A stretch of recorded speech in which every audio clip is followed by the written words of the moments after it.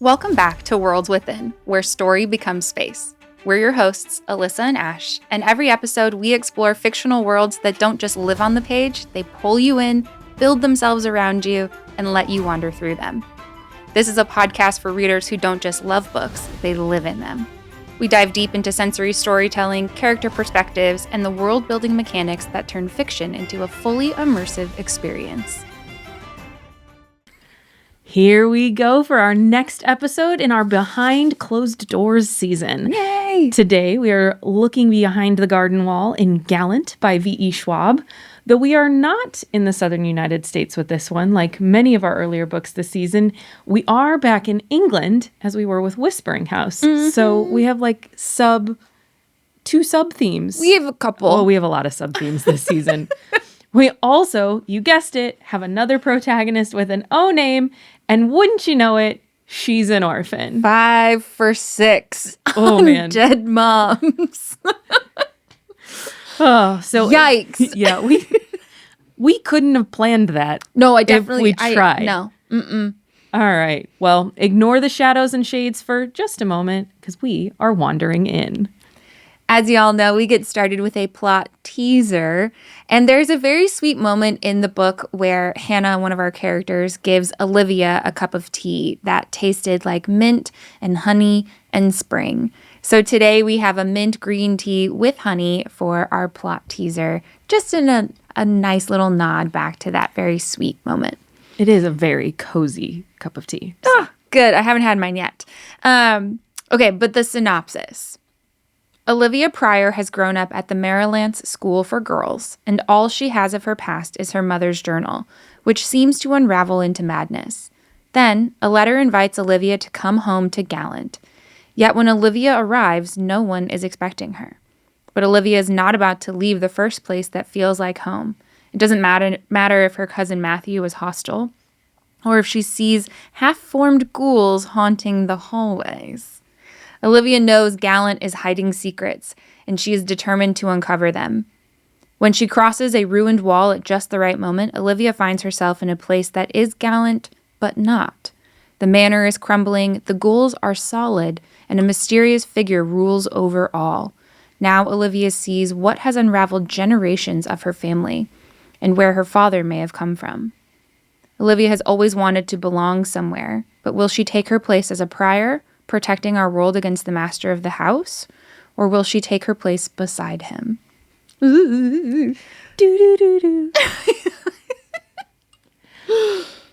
So this book was on my TBR because I have I have a lot of V. Schwab on my TBR right now. Like a lot of books, like their books have come up. Yeah.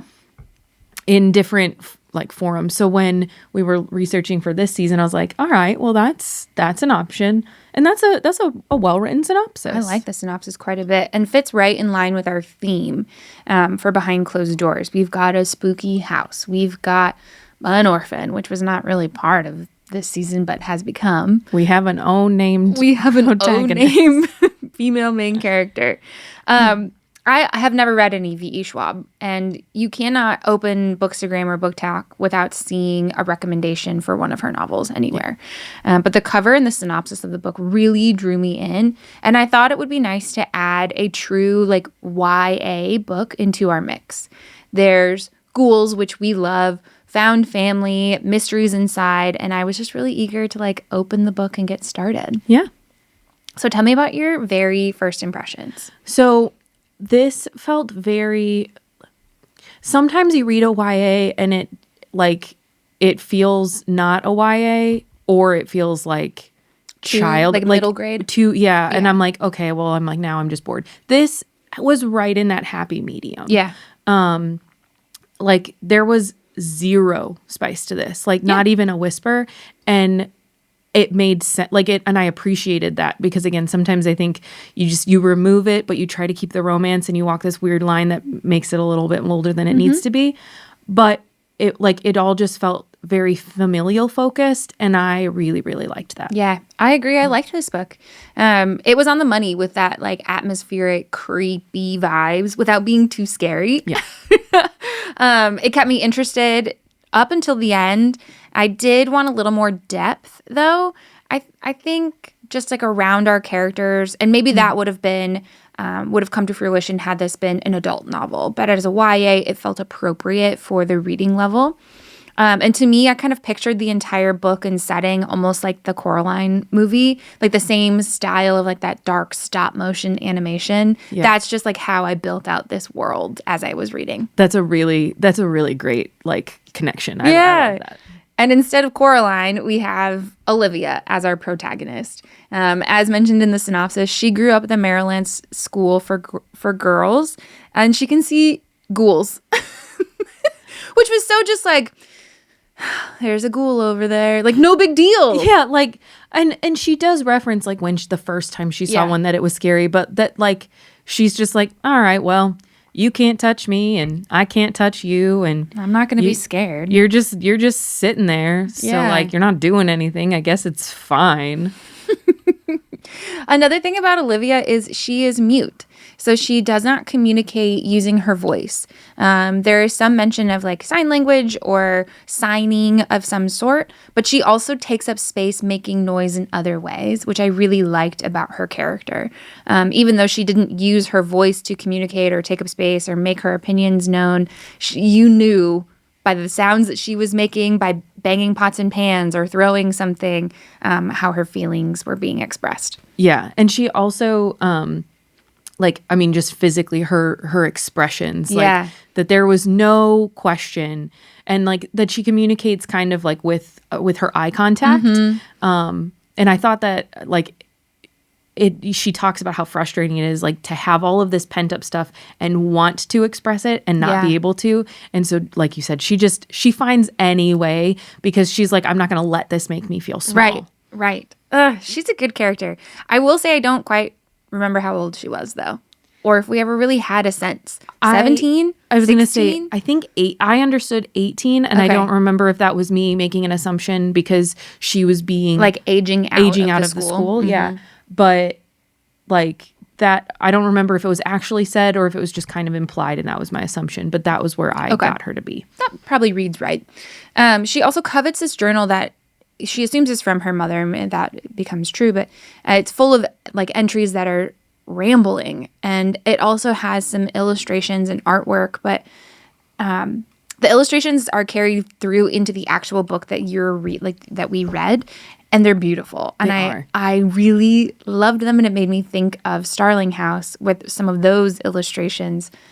Oh, it was so great. But the ramblings of her mom, fascinating.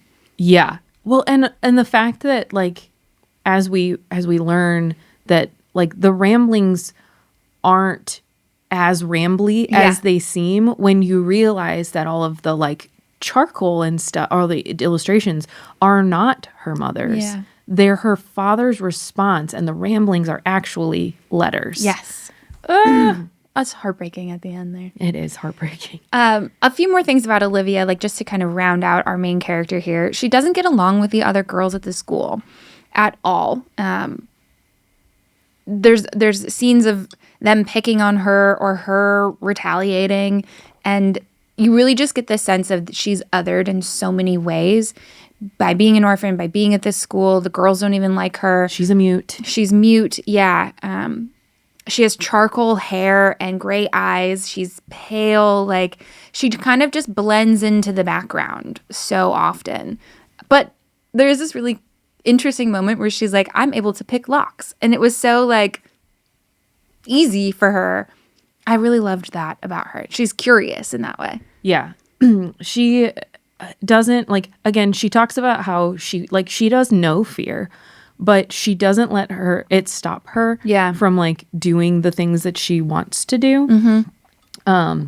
And she just wants to know more, and not just about, again, like her mother and her father, but family. Like her family, but also just like everyone she is surrounded by. Like, she explores the matron's rooms, and like some of it is obviously to like get treats and stuff, but also she likes knowing like what is your vice? Like, how can I use that to my advantage? Mm-hmm. She also draws in sketches, and it says the first things Olivia learned to draw were flowers. And that made me immediately pause and think, like, what were the first things I learned to draw as a kid? And it was dogs and pumpkins. Mostly jack-o'-lanterns, but my brother really loved pumpkins. So he would always ask pumpkin, and that's what I would draw, like, endlessly. And then dogs, because obviously dogs are best. Well, I mean, they are. Anyway, so the descriptions of her emotions are also really good. You talked about her fear and how she experiences fear, but it doesn't let her, it doesn't stop her. Some really good poll quotes I have here is something wriggles inside her then, half terror and half thrill, like when you take the stairs too fast and almost slip. And that was such like a perfect way to capture that feeling of like, oh my God, I almost fell, but that was kind of fun. Yeah. It's like when you're on the on a roller coaster or yes, like specifically the one that goes up and like you're waiting to drop, but you like and you're waiting and you're terrified of the moment it's going to happen. And then you start laughing, then you start or cackling. Well, you know, one of us. Certain people do that, I guess. Don't know anybody. I don't think who would do that. But it's that moment of like the suspense is terrifying, but then it happens and then it's the thrill. Yeah. Another one I have here is real, she is learning, is a slippery thing, not a solid black line, but a shape with soft edges and a great deal of gray. And just how that like shapes her understanding of the world. And you see it change from the beginning of the book to the end. What is real? What is not real? Where do I fit in all of this as I am relearning the world?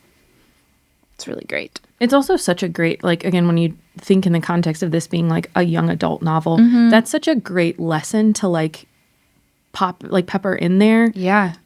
Because I think for so much of our youth, we are told things are a certain way, but they're not. They're just, that's the structure by which we have to learn. And then eventually we have to unlearn that. So what a great way to like weave pepper that lesson. Yeah. A couple other characters we have here are Hannah and Edgar, and they live at the house at Gallant. They are not blood related to Pryors, but they are a part of the family because they've been around forever. And Olivia describes them as stout and rough-hewn, with wild brown curls threaded with silver. Every emotion played out on skin, open, expressive, so very unlike the people that she had been encountering at Merrilance. And it was just, the contrast was good. But they care deeply for her, and they want her to be there at Gallant with them. And she comments when she's at Merrilance that like there was one matron who is no longer there who like worked on signing with her and actively would try to like communicate with her. And so then then that goes away. So she's like basically ignored. And then to come here and Edgar is like, I'm out of practice, but I will try. Yeah. And Hannah's like, I have no idea how to do it, but I will try. And like even if they're not using actual hand signs, they find ways to communicate, and they actively make an effort to communicate with her and not just at her. And make her feel included, right?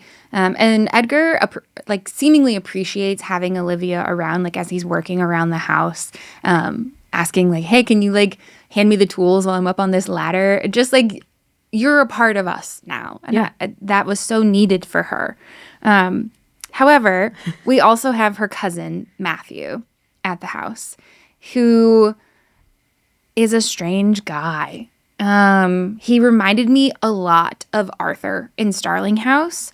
He sees himself as the last Pryor. He's plagued by nightmares and this like incredible sense of duty and responsibility. He lost his father and his brother to the other Gallant house and what lies behind it.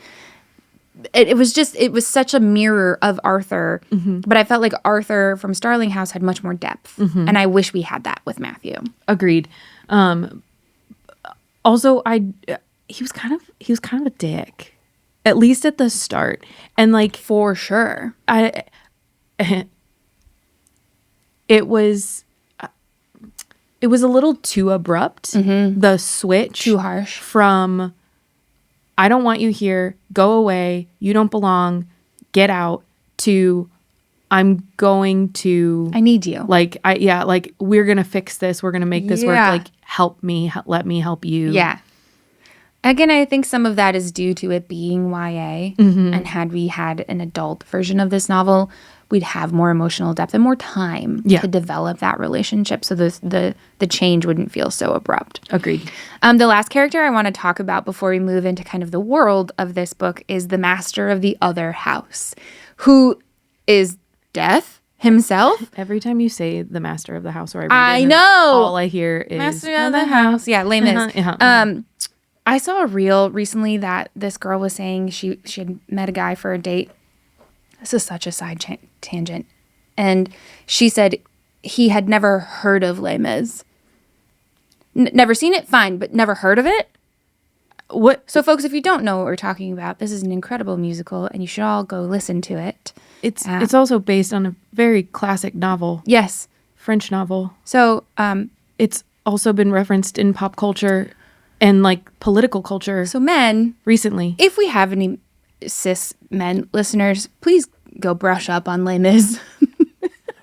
Anyway, this master of the house is seemingly Death, and he is very cool, I think. In every description that we've had of like this other shadowy, scary figure representing Death, I think, didn't Cyrus also call Quicksilver, or not Quicksilver, Kingfisher Death? Like, yeah, this guy's cooler than Kingfisher for sure. Olivia describes him as he is drawn in ink, dressed in a high-collared coat. His hair was the black of wet soil, his skin the off-white of ashes gone cold, and his eyes, the flat and milky white of death. Ah! Scary guy! I was going to say, but that so was cool. That was the scariest part about him, because I was like, all the rest of it is like, yeah, okay. Yeah. Oh my God. Milky white eyes. Because that's so like, you think when you go blind or you have cataracts or whatever, like then your eyes go milky and stuff. And so like that blindness factor, but like obviously he can see because he chases everybody.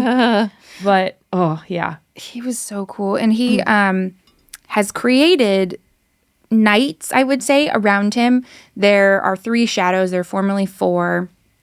And these are kind of like the knights that do his bidding, or keep him protected, or not even protected, just do his bidding. Yeah. I keep coming back to that phrase. Like, they are his bodyguards. Not that he needs them, but just so that it's like almost so he doesn't have to get his hands dirty all the time. Yeah. And you find out that they are actually like made from parts of other people. Of him. Like, I'm going to reach in and take this rib back, and then you will cease to exist. And I'm going to put it back inside of me. Very cool. Any other characters you want to talk about before we kind of transition to the world? No, I mean, I think that this was a very, like, not for lack of a better word, this was a very small cast, you know? It was, yeah. Like, this just, tight. It was very tight. Yeah. So. Okay, cool. So transitioning to kind of where we're at. We know the players on the board, but what does the board look like? First, I want to talk about the Merrilance School for Ghouls. Haha. It's school for girls, but there's so many ghouls there that I couldn't not make the joke. Which also, I mean, that's why I had my squad ghouls cup for today. I was a little thrown off by the ghouls. Me too. They're like, initially not like, okay, yeah, there's ghouls there, cool, whatever. But then like the ghouls become so central to Gallant that I was like, were these Gallant ghouls that followed you? Were these, or do you just see ghouls everywhere? Do you just see ghouls everywhere, and like these are the only places you've been? Like, and but also, are those ghouls, like the ghouls at Gallant have a purpose, but the ghouls at Merrilance just are? Like, that was a question. It's just a school for ghouls. It is a school. But this is a orphanage of sorts. It is led by women. There are classes. There are chores assigned. But it's described as just being gray through and through. The gray day is beginning to melt into a gray night. Thin gray light lapping against the gray gravel path that surrounds the gray stone walls.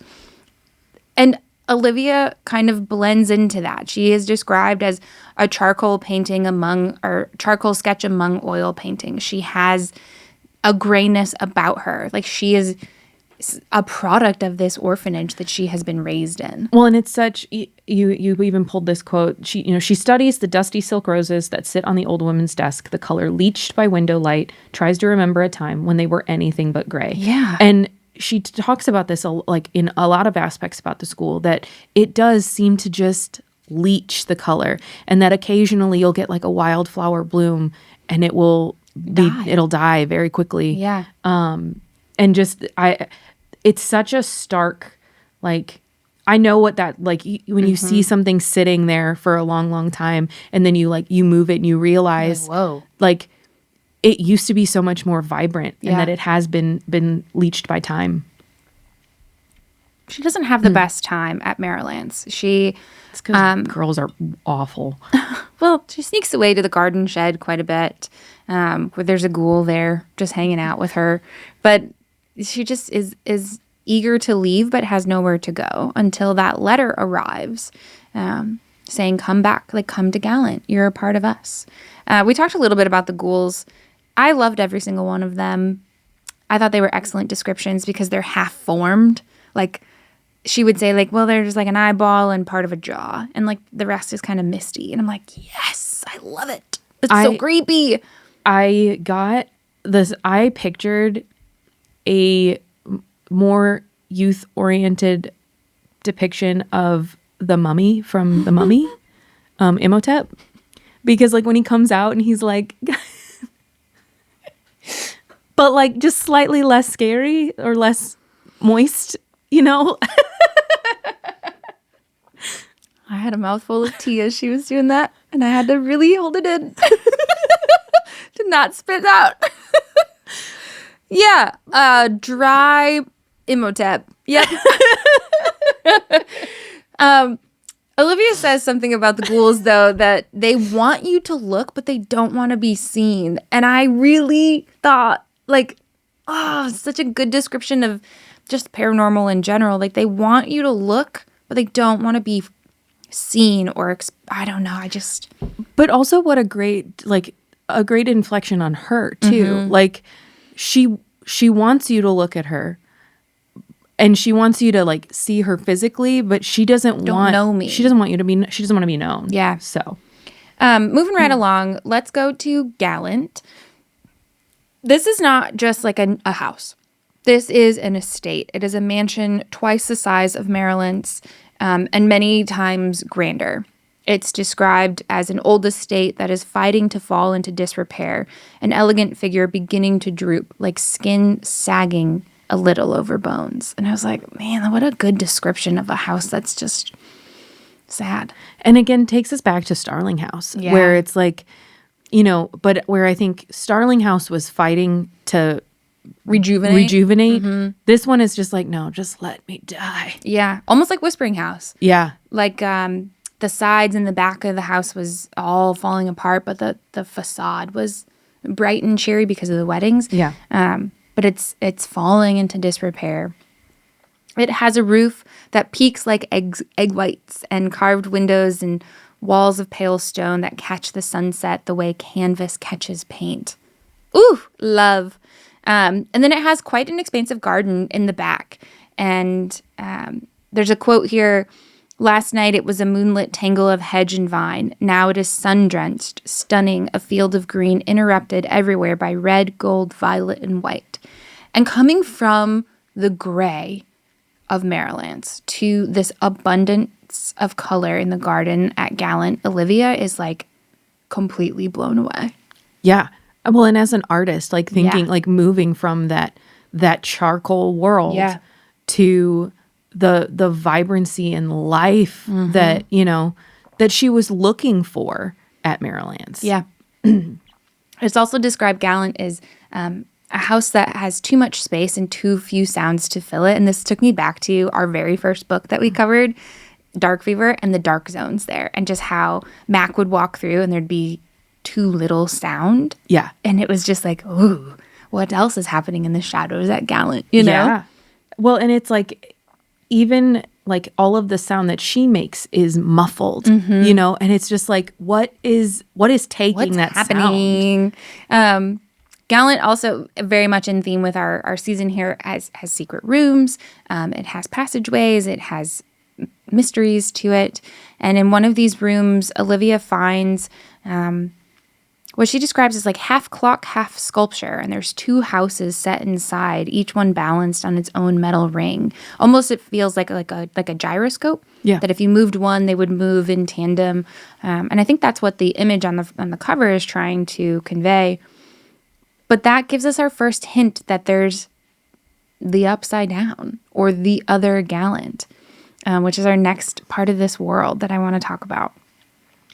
I love that when Matthew explains the other side, he says, everything casts a shadow, even the world we live in.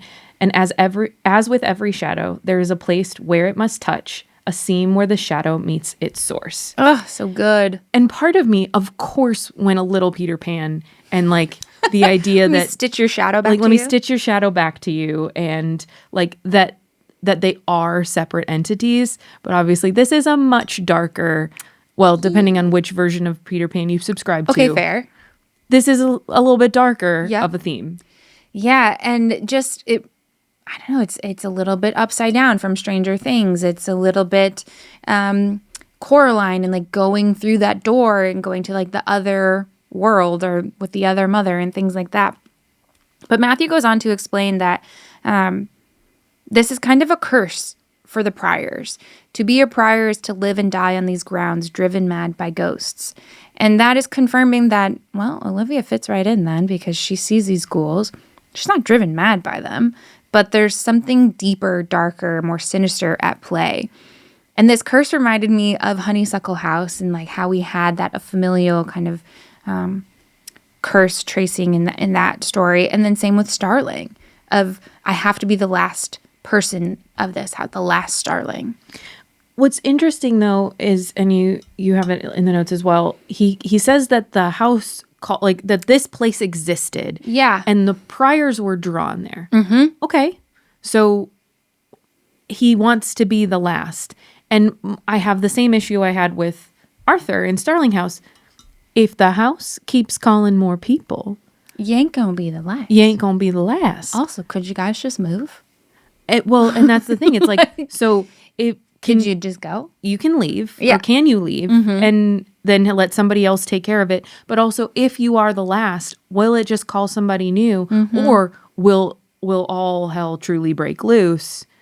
Now, I understand in the theory where this one differs from Starling House. He, as a Pryor, has like they've locked the door with their blood. And so in theory, if he dies, he is the last, and that's where it stays sealed. Yes.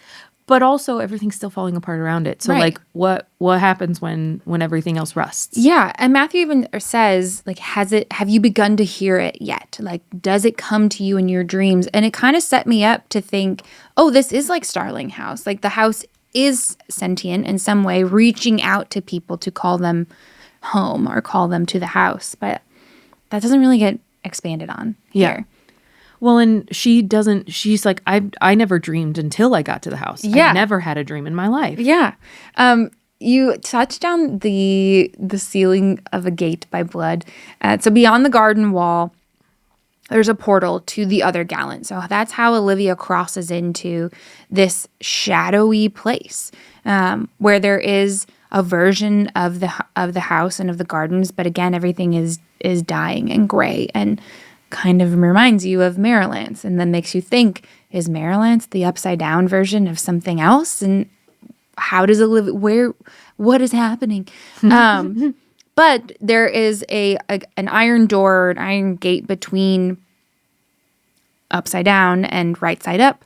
I keep using, because I don't know what else to call it, other and real maybe. Yeah. But it has to be sealed by blood on the iron. And there's a moment in the end of the book where they go to seal the gate and it doesn't work. And it doesn't work. And death comes through and he was like, The whole thing is iron or blood on iron, not on moss or dirt, because the gate is dirty. And that made me gasp out loud while I was reading. I was like, oh, I've got to go clean everything in my house. Wild. Yeah. But what I was a little confused about with this portal is she doesn't go through the door. She just climbs over the wall. She goes behind the gate or like behind the wall. It just kind of like ends and she's like, well, I'm going to go walk over there and see what happens. And so she does that. Mm-hmm. And then, but she can't get back that way. No. But like, it's just so wild that I'm like, okay, so you can go in, but you can't come out. Never leave. All right, it's the Hotel California. So this other Gallant is inhabited by Death and his shadows. And the shadows, like we've talked about, are more well formed than the ghouls. They have like a corporeal like body sense to them.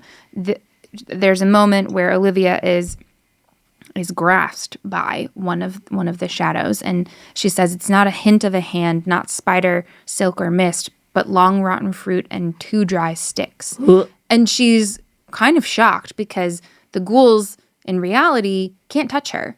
She can reach right through them, but here she was kind of expecting the same, and yet she feels the actual bodily feeling of them grasping her.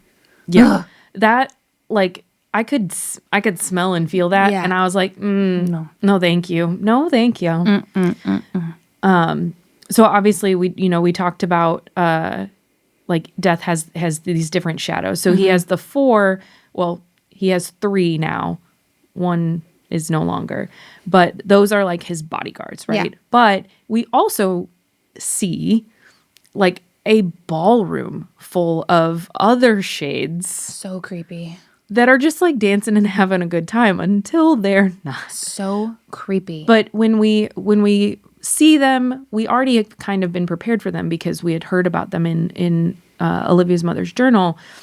And she very much distinguishes between his shadows and his shades. Mm-hmm. And I thought that was interesting because they seem to be similar. Mm-hmm. They're manifested the same way, but like they definitely serve different purposes. Yeah.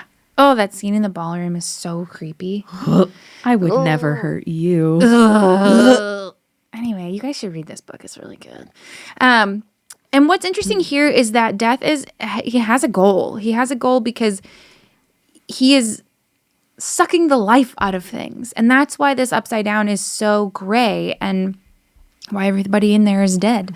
There's a quote here that he lifts a flower to his nose, inhales, and as he does, it wilts again.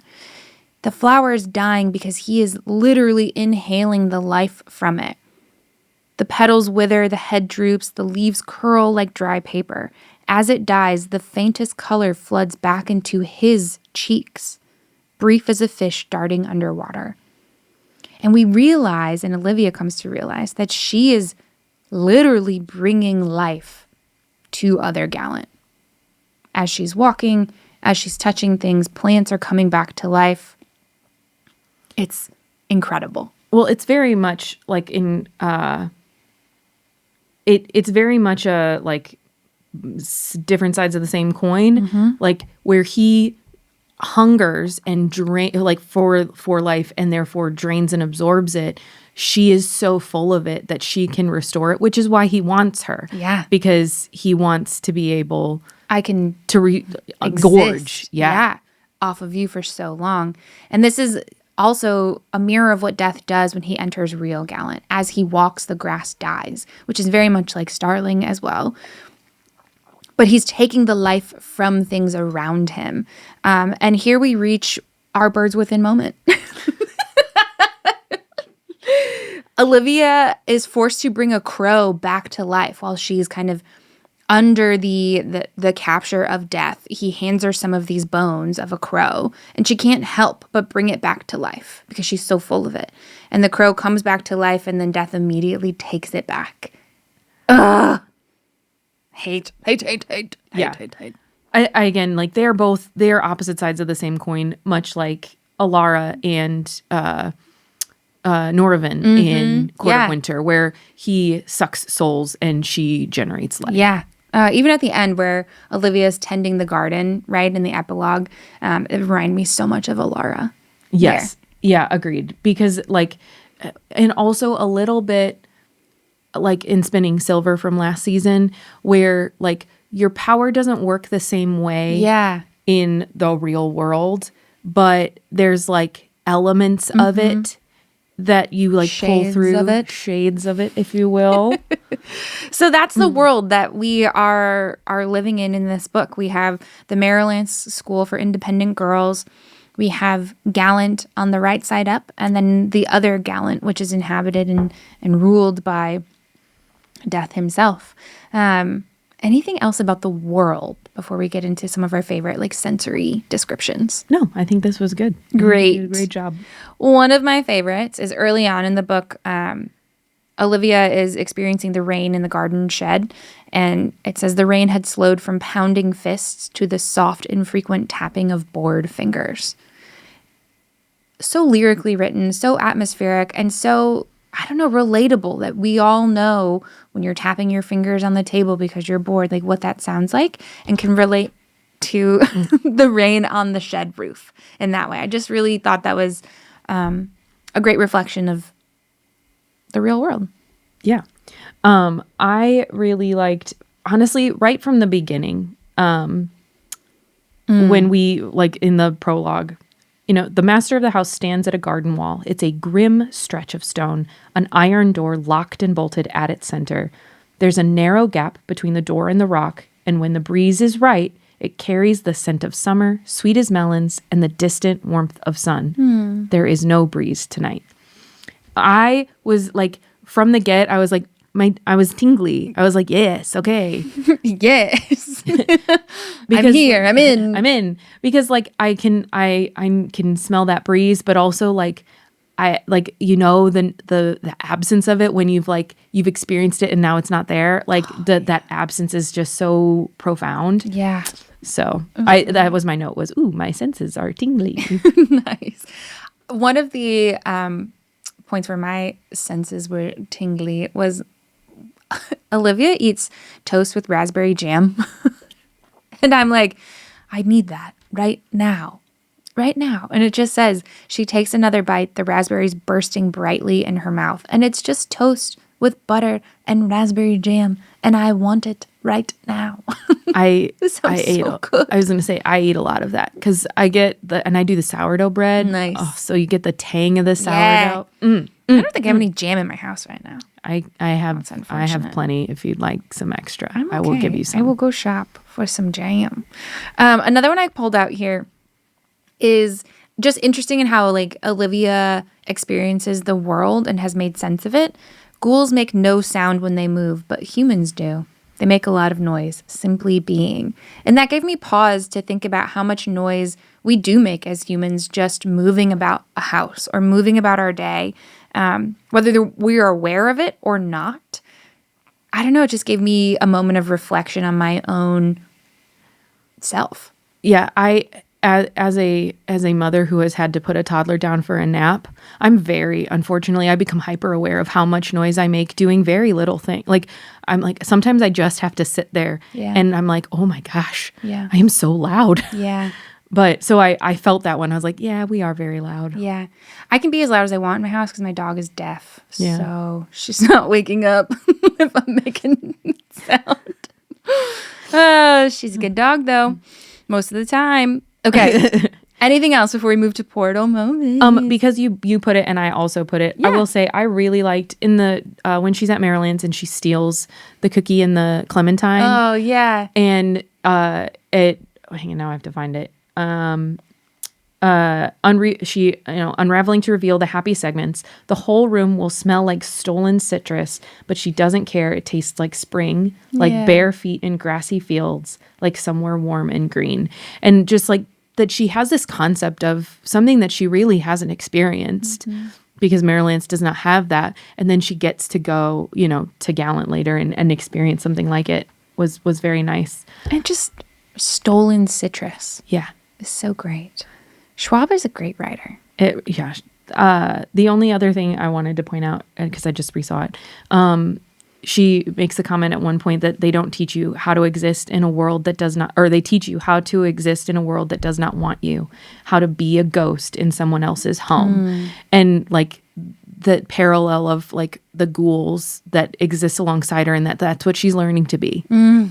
So, there's a lot of really great sweet Olivia. moments.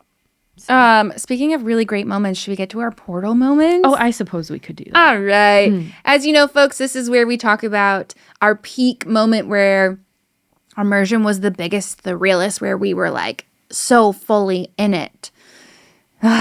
This was a tough one. This was a tough one. There were a lot.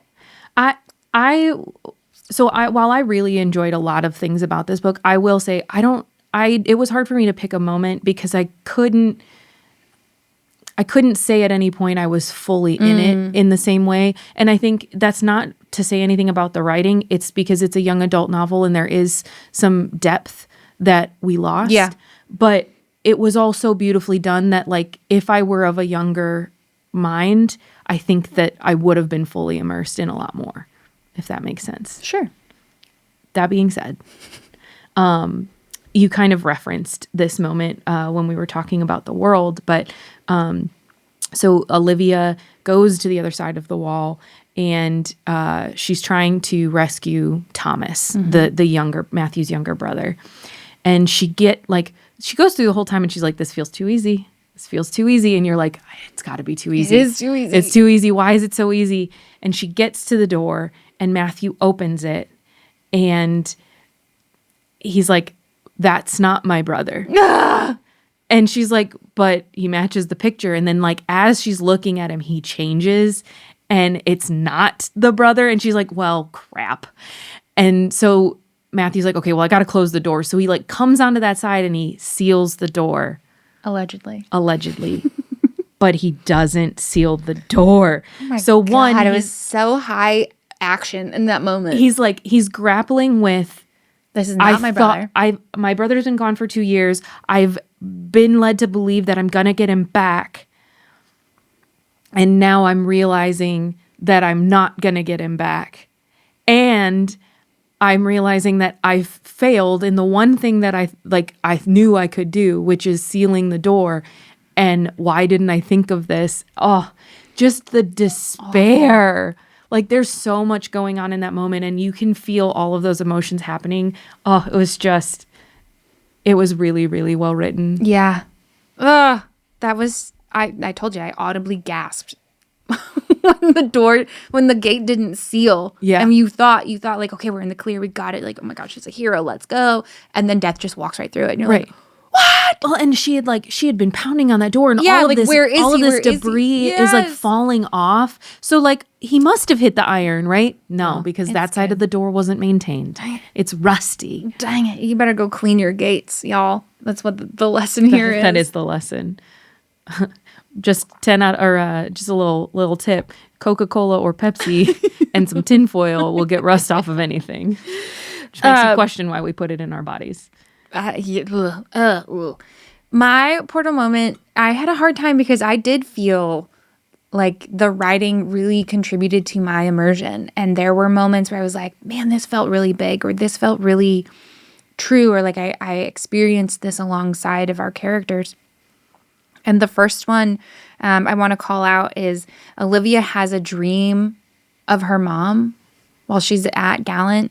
And she's laying in bed and she has this like very, very vivid dream of her mom laying next to her and her fingers slide over the sheets and Olivia doesn't know whether to reach for her mom's hand or to retreat.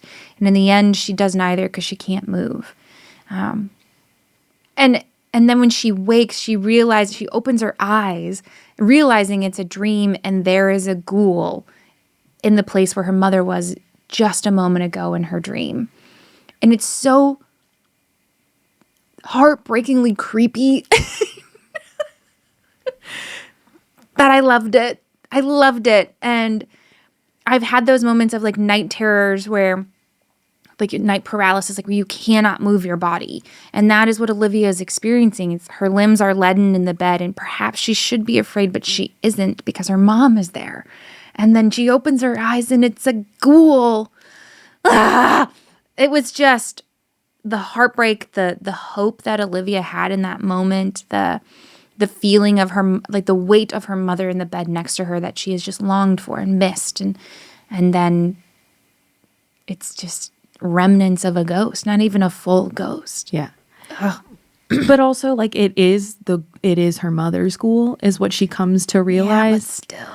And so, like, ghoul. but I mean, yeah, in the moment, the shock. Yeah. Oh, another one for me is, this is why it wasn't my peak portal moment, but the first time Olivia goes beyond the wall and she's on the porch of Gallant, and she sees that there's these small white seeds on the porch, and she goes to pick them up to see what they are. They're just scattered at her feet, and she bends down and picks them up, and then they form back into a mouse because they're not seeds, they're mouse bones. And at that moment, I was like, I am very into this book. Well, that's the first time we, like, I guess not the first time, because does she touch the flower after that? No, I think she touches it before, because she's from the garden wall to the porch. But I thought the mouse bones were at the wall, because that's the mouse that he kills when he's at the door at the beginning. Oh. Okay. I don't. This was, it's fine. It was 2 weeks ago. I could be wrong, but yeah. But like this, we're getting this sense of like, ugh, you are a life giver. And whether you like it or not, the extent of which you are a life giver. Ooh. So, any other? No. Okay. I'm good. Well, I think that's a wrap on this episode then. Before we go, we're going to give Gallant our immersion rating on a scale of 1 to 10 portals. So why don't you go ahead and go first? All right. Well, I think we're pretty much of the same mind on this one. I was going to give it a 7. Yeah. It was beautifully written. The sensory storytelling was fantastic.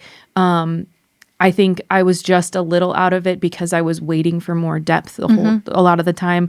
But again, for the type of novel, like the fact that this is a younger oriented novel, I think it was really well done. I just was a little bit removed. Yeah, fully agree. 7 out of 10 for me too, for these same reasons. I wanted some more emotional depth or more time in the other Gallant. I think this could be expanded into an adult novel or a series, but it doesn't need to be to give me that depth, but it doesn't happen in this book. However, there are so many moments here, and I was able to picture them all. Granted, they were in a Coraline stop motion animation style, but I think that really helped and like set the tone for me throughout the whole book and all of these creepy, heartbreaking, or hopeful and triumphant moments. But yeah, 7 out of 10. Awesome. It's just a great read. It was a great read. I really enjoyed it. Again, vibes were 10 out of 10. Yeah. Thanks, y'all, for listening to us yap about Gallant by V.E. Schwab. We did love the ghouls. We loved our found family and finding out what truly is beyond that garden wall. And this serves as a reminder to, like we've said, clean our fences, clean your gates and locks, because ain't no way dirt is getting in my way from keeping death out of my house. Okay. Anyway, I think we've belabored that point. Next time, we're revisiting our author from episode 1. Yay. One of my favorites. It is time to see what our gal pal Karen Marie Moaning is bringing us in her latest book, The House at Watch Hill. Until then, weed the garden, lock your diary, and follow us on Instagram and TikTok. Bye. Bye. Thanks again for joining us for another episode of Worlds Within, where story becomes space. Follow us on Instagram and TikTok at Worlds Within Pod for more episodes, sensory guides to your favorite books, and more. And don't forget to subscribe on your favorite podcast streaming platform. Bye.